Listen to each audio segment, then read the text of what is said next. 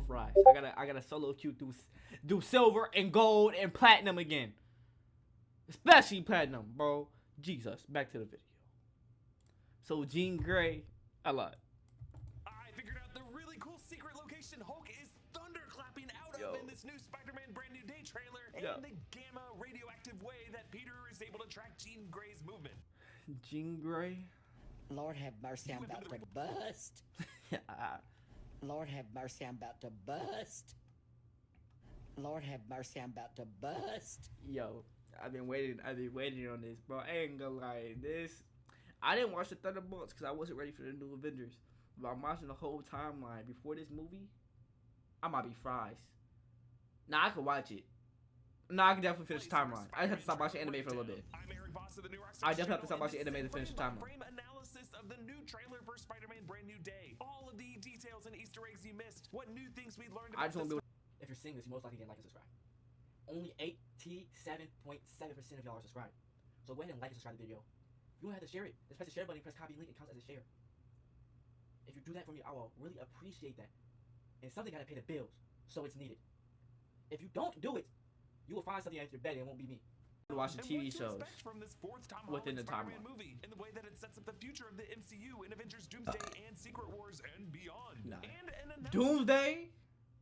Nigga, I might pull up in the Dr. Doom mask and a green blanket over my head, nigga, eat a Frank. Before we begin, in the weeks leading up to Brand New Day on July 31st, new rock stars will be revisiting Spider-Man Homecoming, Spider-Man Far From Home, and Spider-Man No Way Home in an MCU Spider-Man rewatch series with all new in-depth Easter egg breakdowns for each film to uncover even newer details that we never spotted before and connections that we're pretty sure will come full circle in Brand New Day and beyond it. These three massive videos will be coming to the channel weekly in July, so be sure to subscribe. The trailer opens with Peter fighting Matt Gargan's Scorpion, Michael Mando returning from Spider-Man Homecoming in that post-credit scene when he promised Adrian Toomes, Vulture in Riker's prison, that he was going to put Spider-Man's head in a dryer. Now Mac has somehow broken out of that prison. That's just not gonna happen. Awesome How do I tell you? Based Scorpion suit. I specifically love the shot where the stinger of That awesome new tech Scorpion suit is not gonna work against them eyes, you bitch ass nigga. He's having web discharge out his arms.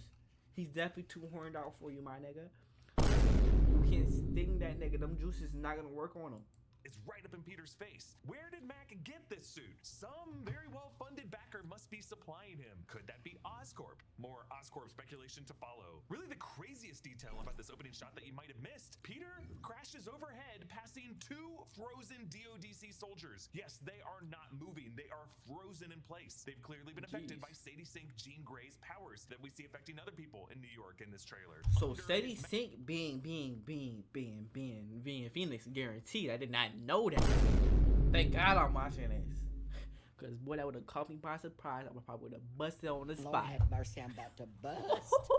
DODC soldiers. Yes, they are not moving. They are frozen in place. They've clearly been affected by Sadie Sink Jean Grey's powers that we see affecting other people in New York in this trailer. Under his mask, Peter's eyeball is all black, suggesting we're already seeing his new physical spider puberty activating. We're gonna see this under the mask eyeball close up a lot in this movie. In the screenplay pages released by the director, you can see some notes between him and the director of photography joking about making a giant practical prop eyeball to get this impossible angle. Next, we see Peter lying on his couch while watching Ned's Instagram post. Final semester. I know this guy is depressed. Dad, who do you think is actually watching these?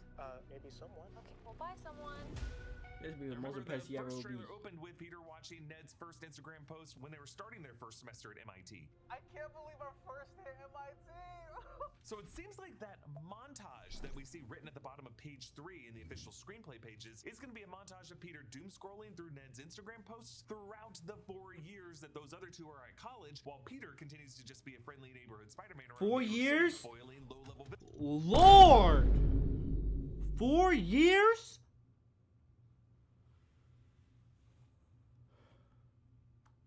God. Jesus. Like Hold on.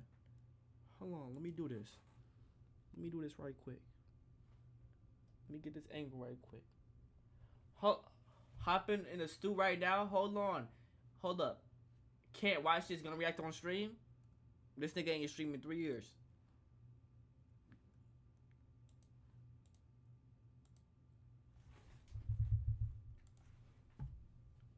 Alright, now we good and as shit. Tarantula. One thing the Tom Holland era of Peter Parker has done so well is track the coming-of-age realities and straight-up loneliness that can come with being Spider-Man. No Way Home was all about the angst of a high school senior wanting to get into the right college and wishing he could magically alter his record so that he and his friends could get into their dream school. Brand New Day is taking that step further to tell the story of the guy whose friends moved on without him as he continues to just social media stalk his more career successful friends for 4 freaking years. The script pages suggest that the opening Marvel Studios title card of the movie will be a series of photos of Peter with Ned, MJ, and Aunt May as Peter fades. The reason why Spider-Man can never be happy is because they still have to keep the nigga relatable. He was catered. Spider-Man is really for the people. He is for the people. They made this nigga lose everyone. Everyone. And then it's not the fact, oh, everybody died. They made everybody forget about this nigga. Let's be real. Nigga. They made everybody forget about him. Niggas fries. And I'm happy they bringing Hulk back. Bro, for the last half of the MCU timeline, Hulk was like non-existent. Quite literally non-existent besides the She-Hulk show. Bro, that stuff was so sad. Those photos. Let's bring back Hulk. Let's make him mad. That's gonna be how this 4th movie shows that Doctor Strange's spell in No Way Home didn't just alter people's memories, it also warped physical and digital evidence in this reality to physically erase any trace of Peter's existence in history. The script pages also show that Peter from the get-go will have sharp headaches, indicating that his body is changing, but that he also has kept the Emperor Palpatine Lego figurine that was from Peter and Ned's Lego Death Star construction that they did throughout these first 3 films, as well as that coffee cup that MJ gave him. You'll notice that Ned's Instagram account name is The Grateful Ned 42, a play on the Grateful Dead, and 42, the big magic number from Hitchhiker's Guide to the Galaxy, Jackie Robinson's number, and in the animated Spider-Verse movies, the universe that Miles G. Morales comes from. Numbers and multiverse logic that will factor in big time to Beyond the Spider-Verse. I can't wait for that movie, yo. 42, is Sony trying to set something up there? Kevin Feige has signaled that he and Sony agreed to wait until after Beyond the Spider-Verse comes out in June 2027 to introduce any live-action Miles Morales in the MCU. But that's only a year away from now. This 4th Tom Holland Spider-Man movie could leave the door open to a 5th movie with a Miles Morales or a Gwen Stacy. And they do it like how the game is, how Miles actually in the same timeline, and he guides them. He's like, yo, I'm gonna be out for a couple weeks. It's your city. Oh my god. Or when they both together and they both pin up the fades together. Yo, I'm telling you now, I won't be streaming. I'll play all 3 games. It will take me 4 days to beat all 3 games at the most, with sleep and everything. I will play all 3 games. Once the movie drop, I'm out. I'm sorry. Maybe doing so by bringing over these characters from a live-action Earth 42 and Avengers Secret Wars. Remember, Across the Spider-Verse featured a cameo by a live-action Donald Glover as the Prowler from some universe, and Donald Glover remains the Aaron Davis of the MCU, an uncle to Miles Morales ever since Spider-Man Homecoming. I don't want those weapons in this neighborhood. I got a nephew who live here. Yeah, sorry, Miles. I'm not gonna make it. Yeah, I'm just stuck. Tom Holland did say in a recent interview with Empire that he wants to be the one to mentor Miles and or Gwen in a future film. Quote, whether that is a Miles Morales or please make this happen. What I just say? Oh, I'm so tough. Part of setting up the next chapter like Downey did for me. Then we see Peter slapping on his mechanical web shooters and struggles to activate them. These just adhere to his wrists without being woven into the fabric. Maybe it's adhesive or magnetic in some way. And if they just attach to the wrist without any button on the palm to trigger the web spray, how would these even work? Well, the script pages also confirm that Peter now has a new AI assistant named EV, which I cannot confirm or deny is an anagram standing for Eric Voss. But the director's note on the script page called this, quote, the closest thing Peter has to a friend. So maybe with that AI companion, Peter has just devised a neural link that allows him to fire webs through these devices by either just focusing and thinking. But if he's not using shit no more, he has no more friends. This nigga, this is worse. Siri is, which would mean Peter would just have to say thwip every time. Either way, these mechanical web shooters malfunction and are blown off of his wrists by new webbing that emerges underneath from his flesh. Remember, this is something that freaked the other Peters out when the Tobey Maguire Peter Parker revealed this in No Way Home. It's my web fluid. It's for my web shooters. Why? Whoa! That came out of you. Yeah. You can't do that, huh? No. How on earth does that even? Organic webbing, though, is part of the whole physiological adaptation that our Peter is going through throughout this movie. Tom Holland said that he pitched the initial idea for this, calling it spider puberty, but that exact term was rejected. My theory ever since March has been that Peter's experience with Tobey Maguire Peter Parker and Andrew Garfield Peter Parker, and the common arachno frequency, aka Spidey sense that they all share, plus some other external factors like whatever Jean Grey is bringing into this movie, is triggering an evolutionary adaptation by activating some latent genes in Peter's DNA that will result in him being more biologically fit from a Darwinian sense to face the new Wouldn't environment. Jean Grey not be trying to be the villain at all? She's just trying to push Peter to be strong and something worse is coming. That he's going to be facing in Battleworld and Avengers Secret Wars. Maybe And she then has to be it's the villain so organic he can get webbing. better. We see the shots of Peter at Empire State University meeting with Dr. Bruce Banner, the Avenger Okay. and scientist whose face was on the wall in his Midtown High School classroom in Spider-Man Homecoming. But now we hear more of their chat. Dr. Banner, you found a way to suppress mutating DNA, right? If you see me with this stuff, run. That awkward laugh from Peter is great. Remember, the only times Peter and Hulk were together before this were during the Central Park fight in Infinity War, when they Quite never literally. actually crossed paths, and then in the Battle of Earth in Endgame, and then at Tony Stark's funeral. Bruce Banner and his Smart Hulk form would have been affected by Doctor Strange's memory wipe spell, but it's unclear if the OG Hulk persona suppressed in the subconscious was affected by that, or if that OG Hulk ever would have known that Spider-Man was a kid. Make Peter him Parker angry anyway. But again, based on yo. something huge that we Jesus. learned since the first trailer, we have to consider another possibility here. Peter's Uncle Ben's death might have been caused by the Hulk. Yeah, we're in theory corner here. Buckle in. In the MCU, there was a Ben Parker. It was Uncle Ben's luggage that Peter used in Far From Home. Ever since 2016's Captain America Civil War, we all assumed it was his Uncle Ben that Peter was referring to when he told Tony Stark this. When you can do the things that I can, but you don't, and then the bad things happen, they happen because of you. And for years, we just kind of treated that line as the MCU version of with great power comes great responsibility. That is, until Aunt May gave Peter a proper version of that in Spider-Man No Way Home, moments before she died. You have a gift. You have power. And with great power, there must also come great responsibility. But then, in recent weeks, the Russo brothers, who directed that scene in Civil War, were asked about that line and the MCU Uncle Ben. Is Peter Parker responsible for his Uncle Ben's death? Spider-Man was one of my favorite characters growing up. Sure. And what I related to was this idea of a kid with incredible responsibility, right? And I think that you could manifest that responsibility through accidental death, right? And feeling the pressure of and the sense of loss in your life in a way that would keep the spirit that we wanted and what Tom Holland is as an actor than if he blamed himself for his Uncle Ben's death. I think he's a very different character. So in our minds, no, he wasn't responsible for Uncle Ben's death.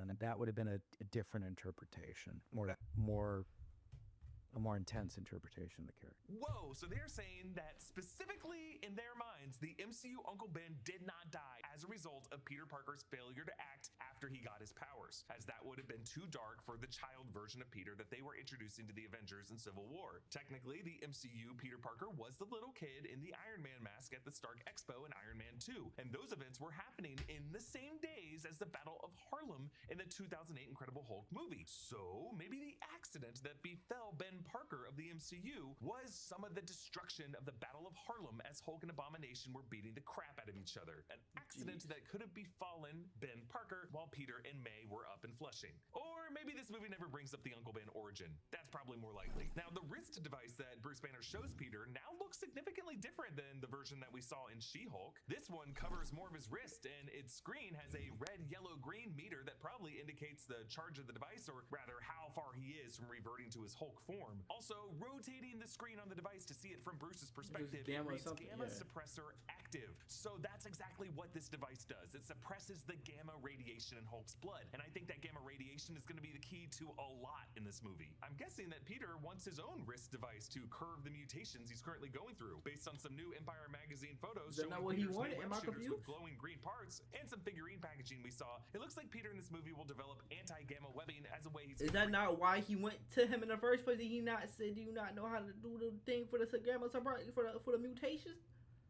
strain the Yo. But the fact that this movie is using the term mutation at all is again a very big deal, because in the past Marvel Studios was legally prohibited from using the word mutant and any of its variants like mutate, mutation, mutating, following a deal between Disney and Fox for Avengers Age of Ultron in 2015 pertaining to the use of mutant characters like Scarlet Witch and Quicksilver. Now since then Disney has acquired Fox and those legal distinctions have changed, but now that we're seeing an MCU title Disney collecting shit like the Infinity so Stones, freely yo. here, even for characters like Hulk and Spider-Man who have never been categorized as mutants, we know Marvel Studios is cooking up some world logic for how mutants are going to be emerging in the MCU. Now in this classroom on the green background screen behind Banner, you can see Banner was lecturing about lattice quantum chronodynamics, or lattice QCD, which is a branch of theoretical physics that describes the charges of subatomic particles like quarks and the gluons that hold them together and the whole universe together. So maybe Hulk is exploring a way to invert the gamma radiation in his blood on just a subatomic level. Then outside in the quad of the Empire State University, Peter asks Banner if they can use his wrist tech to get rid of the bad aspects but keep the good. Basically, he's making the same naive request that he made to Doctor Strange in No Way Home. Almost so far, everything since he started from here is useless. See, I think we understood that when he asked Doctor Strange, can you do a spell to make the whole world forget I'm Spider-Man? Oh, except this one person and then these few other people too. Now, we should note that somewhere in the background of this campus, not visible in these shots, at least I don't think, is a character we still have not seen, Keith David. As a character, we're pretty sure he's playing Dr. Miles Warren, aka the Jackal. He's the one we heard lecturing about the life cycles of spiders in the March trailer. It amounts to a kind of rebirth. Keith David even soft confirmed that that was his voice, and people spotted a fictional green Jackal beer at the party scene that we think is a reference to the Jackal being in this movie. And Miles Warren is another Empire State University professor, so he's probably going to be wandering this quad somewhere playing hacky sack and trying to pick up co-eds. Then we see the first part of a great shot from the March trailer. Peter, while web swinging, smacks into a bird, which then just sticks to his chest, causing him to smash into this water tank. I'm guessing either his organic webbing is just more adhesive than he expected, or just other parts of him that he wasn't expecting to be sticky are now sticky. Peter crash lands into a fancy wedding where he just completely takes out the 4-tiered cake. It's just some great comedic blocking here, but I love the way the topmost tier of the cake just falls directly downward and then just seems to kind of plop on the table below. So hey, that whole tradition of keeping the top tier of the wedding cake for the bride and groom to eat on their anniversary, still doable. Some are saying this is the same set as the wedding scene in the 2026 film The Drama, starring Zendaya and Robert Pattinson. If they actually shot it in that same location, that would be great. Now we see a new angle of the armored car chase. Peter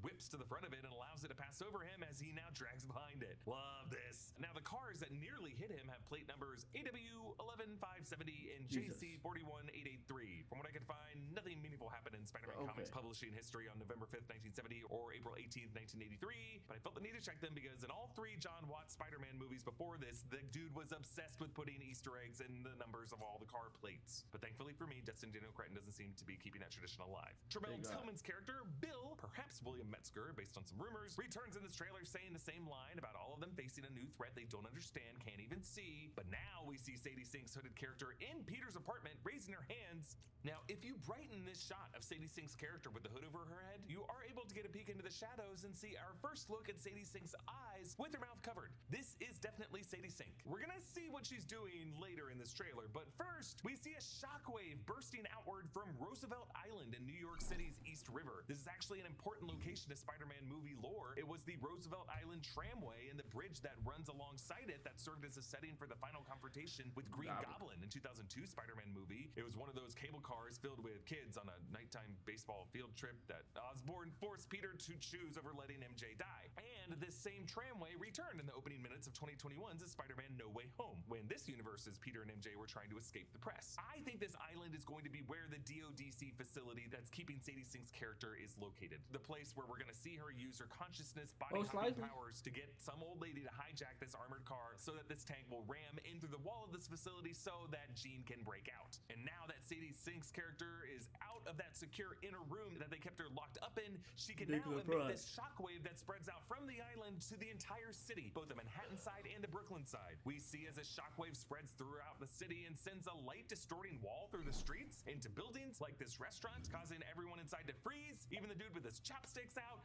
and in various other awkward positions and spilling the tea that they were pouring. Now the wall itself looks rather like Sue Storm's light-bending force field wall that we saw in Fantastic Four First Steps. I don't know, is this what Marvel Studios is saying it just looks like in the MCU when certain Omega-level cosmic mutant powers powers are blasted outward. You'll notice it's hard to people also portray freeze something outside invisible in the middle of the street where John Bernthal's Frank Castle is standing, though it's hard to tell if he's frozen too, or about to be frozen, or if he's somehow immune to it. Go check out our breakdown of Punisher. Bro, that nigga gotta Our be man seems immune to everything, and in that breakdown we do account of how he killed exactly 100 people in it. Over this, we hear Tremel Tillman's character tell Spider-Man that he's the only one they know of who's immune to this power. So freezing a large group of people like this with a kind of psychic blast is very similar to the abilities shown by Charles Xavier in the X-Men movies, specifically in X2 when Charles froze the museum full of people in the first part of the movie and in the Oval Office at the end of the movie. It's a kind of mutant ability only a highly powered telepath can muster, and it's another big reason we're all pretty sure Sadie Sink is playing Jean Grey. Now, for those of you still somehow unconvinced that Marvel would use this joint production with Sony to introduce a character this important to the mutant saga, or why or how homegrown MCU mutants are only now starting to emerge before these universes collide in Doomsday and Secret Wars, check out last week's video or the video we made earlier this year. There are at least two solid rationales for why now is really the best time to introduce Jean Grey in the MCU. One, we do need some future X-Men anchor. I love it, bro. Bring back the X-Men. Bring back all the X-Men. Especially my nigga Nightcrawler. In this 616 universe before these incursions, and starting with Jean Grey allows Jean Grey to burn out the overdone Phoenix Saga arc and Secret Wars, so that in the 2028 X-Men movies she can explore other storylines. And two, maybe Jean's powers came from the fragment of Wanda Maximoff that was destroyed in Multiverse of Madness that just drifted over to some other kid and activated that girl into a mutant, the way pieces of Wanda's magic drifted after Westview collapsed to activate Billy Kaplan and Tommy Shepard. Also, Brand New Day seems to be dealing heavily with the implications of Doctor Strange's memory wipe spell, the Runes of Kafkal, a spell that he and Wong in the last movie said had been used other times in the past. That spell travels the dark borders between known and unknown reality. It's too dangerous. Bro, I really want to know if Doctor Strange remembered this guy. Do you remember the full moon party at Carmitage? No. Exactly. So that would make it possible for the 616 I saw UT Bank stream. Yeah, that shit was terrible. The wait, did you see a clip? Did they post clips of that shit? The E-Day, or were you watching? I ain't gonna lie, that shit was fries. Now, Jean Grey is among the first mutants to emerge after that, along with the likes of I saw mad clips. Sadie Sink's character is returning in yeah, 2026, nigga, I'm fries. Yo, let me explain that, bro. Let me be real. Gang, that T-Bank stream, bro. Let's be... While I was watching, I was sitting in the weight room, watching. Gang, I already knew she ain't fuck with me. Can you give me access to the band lab trap? Nigga, you have the link. Fuck do you mean?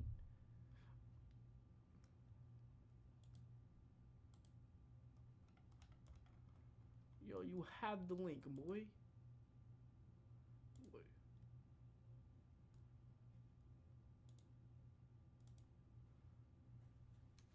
But I ain't gonna lie, you gonna, bro. Jada, send me a clip. I need to see if that shit's fries. Bottega gotta be it. Bottega gotta be it, cause you wasn't able to tell me which.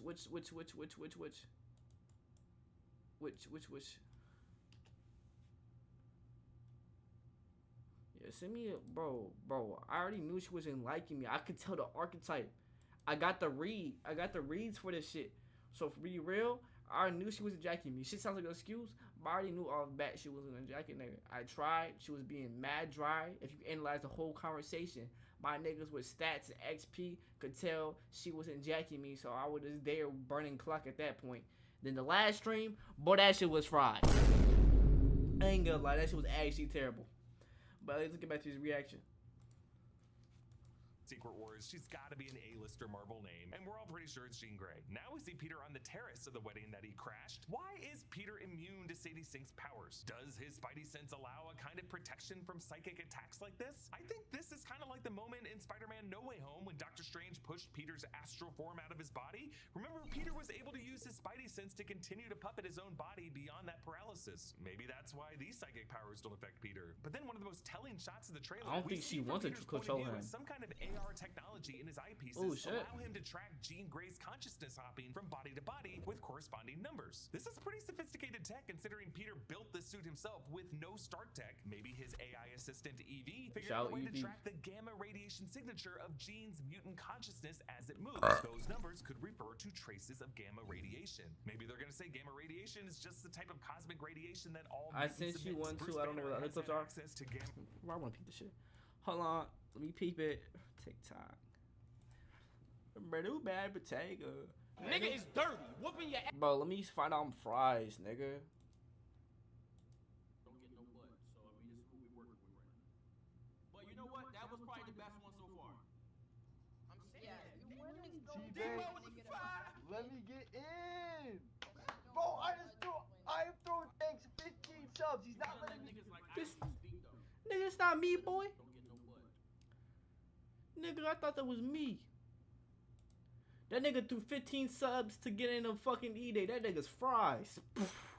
Radiation-seeking technology ever since the 2012 Avengers when they were looking for the Tesseract, and we saw Peter Parker going through a similar scanning device in the first trailer. It's gonna be really scary if the DODC or any government forces get their hands on any type of radiation-seeking technology that can be used to track mutants. June is Men's Mental Them Health niggas will be Awareness fried. Month. Father's Day is coming up, and that can invite a lot of overwhelming feelings. Positive ones like pride, love, and gratitude, but also negative ones like guilt or feeling like you're not doing enough. That can be a lot to deal with on your own, but today's sponsor, BetterHelp, Share it as a collaboration.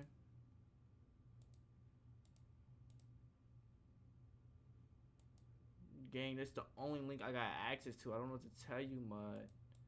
That's the same link I always send. Hold on. Ooh, shit. Wait. Ooh, shit. Ooh, shit.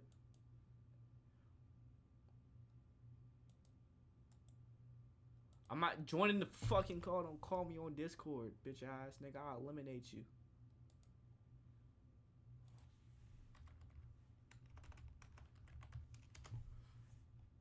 I'm out. Someone send one where. Alright, shut up, boy. I'll touch you. In GTA. makes it easy to have somebody with you who's trained to listen and help. My therapist has told me that the highs of parenting are so happens your energy is better spent on fixing whatever went alone. BetterHelp is here with you. But we see this consciousness ping-ponging up across the party, up the step to a helicopter landing pad, and then to the pilot in this yellow helicopter that's been tagged with just married, John and Lucy. I wonder if this John could be John Jameson, son of J. Jonah Jameson. The helicopter could be the Daily Bugle's news helicopter repurposed for his son's wedding. Considering 2004's Spider-Man 2 dealt with the subplot of the wedding J. Jonah Jameson was paying a lot for getting ruined by the end of the movie, it would be pretty funny to see J.K. Simmons have to go through that again with this universe's Spider-Man. We see more shots of the party hosted by Ned that Peter crashes. I actually saw this full scene at CinemaCon and I broke it down in this video, but one of the big things I drew from seeing that is that this part of the movie will feature Tame Impala's Loser, a song that has Joe Keery in the music video, someone many have been fan casting to be playing the Harry Osborn of the 616 MCU. The only reason I'm bringing up actors past in music videos is Sadie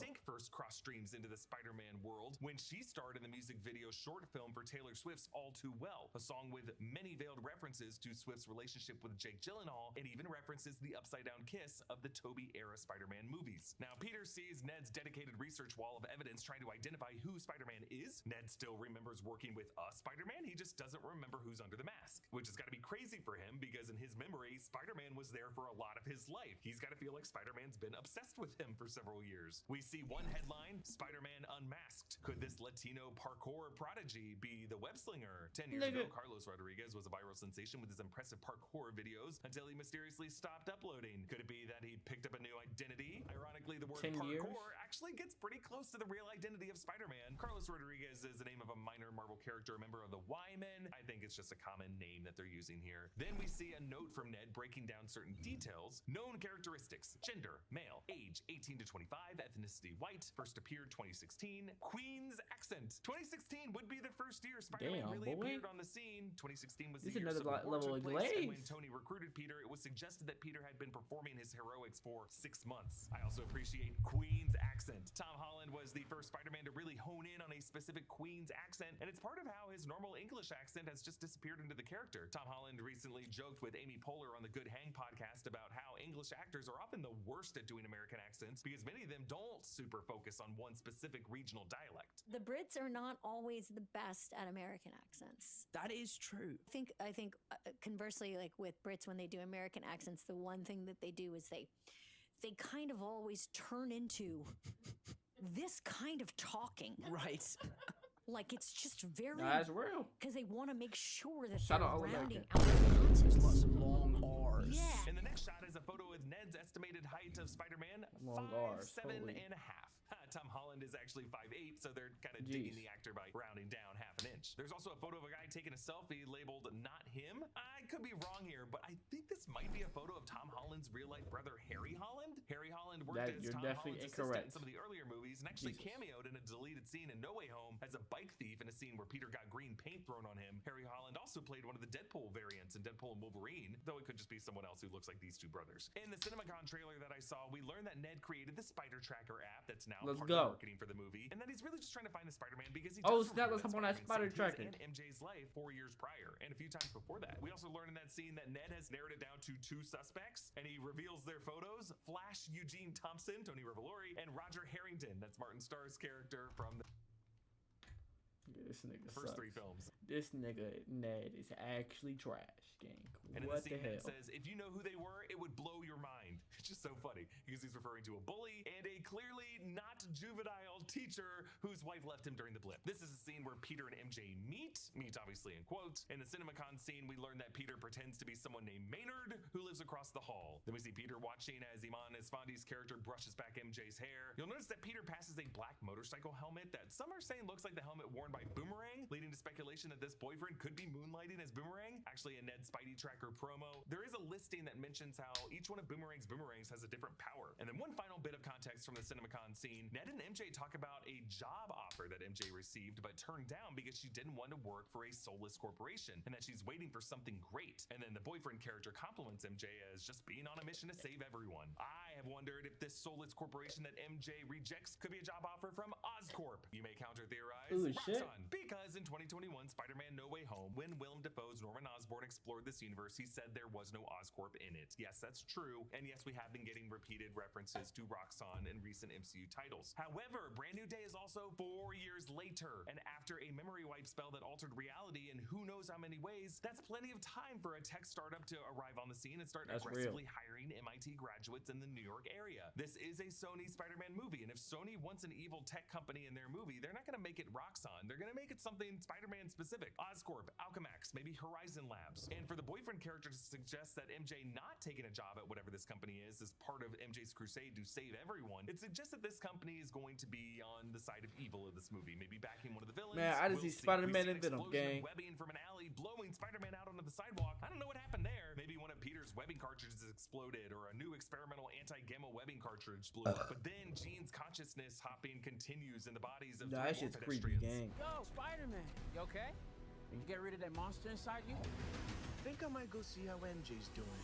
Whoa, so this is definitely more threatening than a fugitive mutant on the run should sound to a nice guy like Peter. But maybe Jean is just being a little playful. Like, I know you like this girl. Maybe I'll help her say what you want to hear her say. I know, that'd be pretty wrong. But this character is robbing all kinds of people of their body autonomy in all kinds of problematic ways. Like, you think that old woman wanted to hijack that tank and go on a high-speed chase and crash it into a prison? Then we get this big moment of the trailer. You're not gonna get away with this. But he might. I didn't know you could get that big.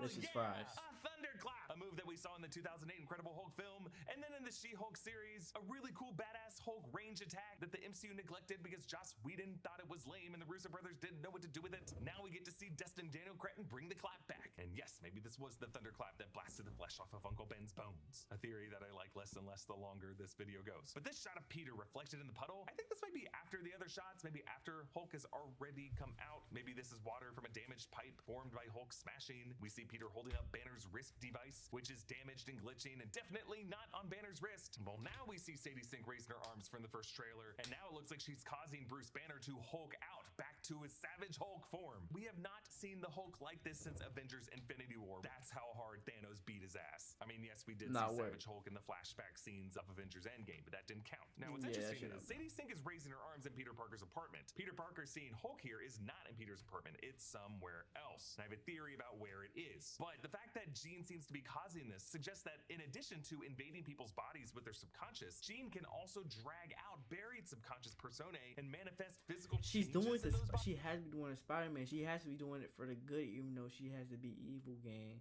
I don't think she's being evil for no reason. I think there's definitely a motive. They can't tell it, But the motive gotta be for him to really lock in, because something bigger is coming out. I'm telling you that now, bro. Again, I think this could come from Powers having a gamma radiation signature, and that just screwed with Bruce's gamma irradiated blood in a specific way. But in addition to seeing Savage Hulk again, I like that we see a proper classic shirt-ripping Hulk out transition. We haven't seen one of those on Bruce Banner Hulk since 2012's Avengers. Remember, in 2015's Age of Ultron, Bruce already began his scenes in Hulk form whenever he was the Hulk. Thor Ragnarok also tended to cut around it, and in Infinity War, we never saw the full body transition. And in Endgame, he was just Smart Hulk the whole time. So it's crazy that it has taken us 14 years to get back to Hulk just being Hulk. 14 years? Hulk can get that big. I like this detail because Banner's Smart Hulk form was designated to be 7 feet 5 inches, but the original Savage Hulk form was taller than that, 8 feet 5 inches. I like how the light through the slated shutter doors causes these lines of light to cross Hulk's pectorals. Now, the lighting on the Hulk here reminds me of Steven Spielberg's iconic shot of the Velociraptor in Jurassic Park. Remember with the DNA base pair letters projected on the creature? Was this light projecting some kind of gamma radiation-based solution to Hulk's problems? Actually, in today's Fandango interview with the cast, Zendaya hinted that we're also going to see Grey Hulk in this movie. Grey Hulk is a form of the Hulk that has a bit more control and a bit more willingness to do morally corrupt behavior than the chaotic neutral Green Hulk form